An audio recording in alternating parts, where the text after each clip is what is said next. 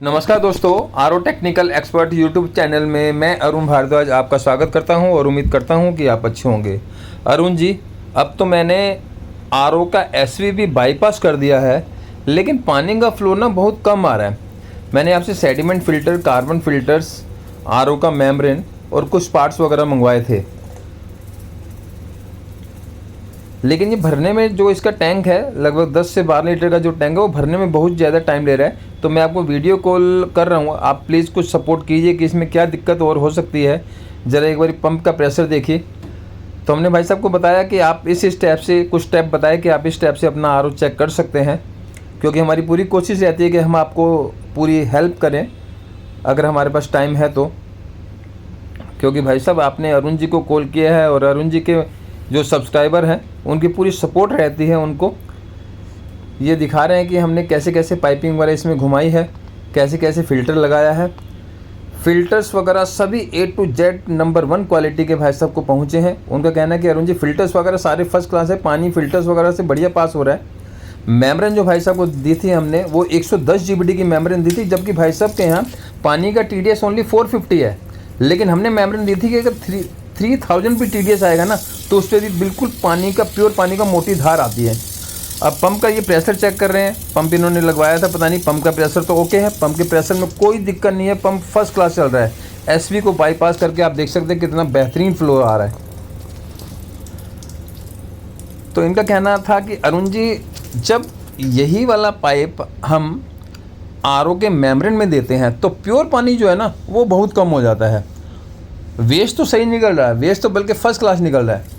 अब जैसे फिर हमने कहा कोई बात नहीं, आपने बाईपास कर दिया है एसवी को बाईपास रहने दो, अब डायरेक्ट एक बारी मेम्ब्रेन में बूस्टर पंप का फ्लो दे के देखो। उसके बाद देखिए कि पानी की जो धार आती है, प्योर पानी की धार, वो कैसी आ रही है। ये 450 का भाई साहब ने दिखाया कि एफआर भी लगा हुआ है। ठीक है, अगर एक कैलकुलेशन के अकॉर्डिंग चलें तो 450 का एफआर ठीक है, लेकिन प्रैक्टिकल अगर देखा जाए तो जो 400 450 TDS आ रही है, उस पर 450 का TDS लगाना इतना ज़्यादा ज़रूरी होता नहीं है, क्योंकि TDS नॉर्मल है, तो ड्रेन पानी इतना ज़्यादा क्यों किया जाए।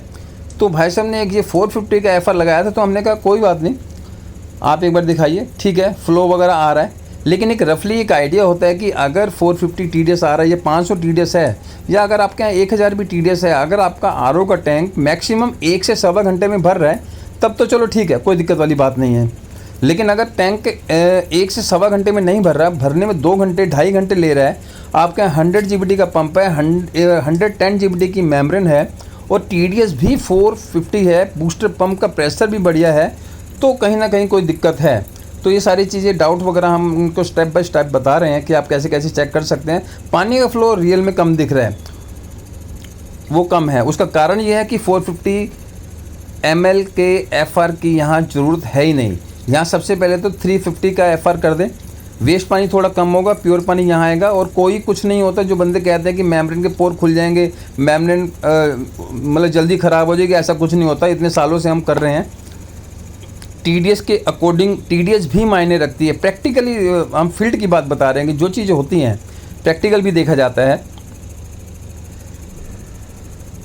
450 का वहाँ ज़्यादा ज़रूरी हो जाता है कि 1000 से TDS ज़्यादा है, तो चलो ठीक है 450 निकाल दो, ताकि हमारी मेम्ब्रेन पे ज़्यादा लोड ना पड़े, पंप पे ज़्यादा लोड ना पड़े और बैक प्रेशर से हमारे मेम्ब्रेन के पोर ना खुलें।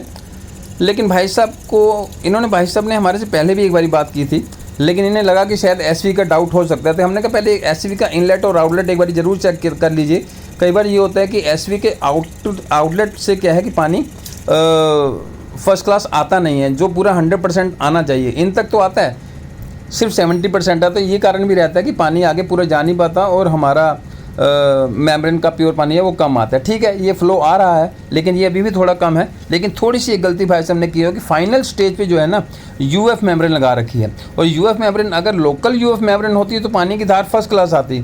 अब ये जो यूएफ है, ये ओरिजिनल यूएफ दी है, तो ये पानी का फ्लो मांगती है। तो हमेशा ये यूएफ जो मेम्ब्रेन हमने इसमें दी है, होलो फाइबर वाली, वो TDS एडजस्टर के साथ लगाई जाती है। फाइनल स्टेज पे लगाने की ज़रूरत नहीं होती इससे ज़्यादा, क्योंकि इसका पोर का साइज़ भी तो देखा जाता है ना।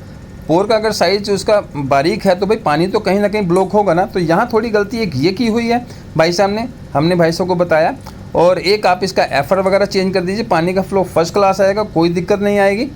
और बिना किसी टेंशन के आरओ आप यूज़ कीजिए। और अगर 1 से सवा घंटे में आपका आरओ भर रहा है 10 से 12 लीटर तो कोई दिक्कत वाली बात नहीं है। लेकिन 2-2.5 घंटे ले रहा है फिर आप मतलब इसमें दिक्कत समझ सकते हैं। तो दोस्तों ये हमारी पूरी भाई साहब को हेल्प रही। थैंक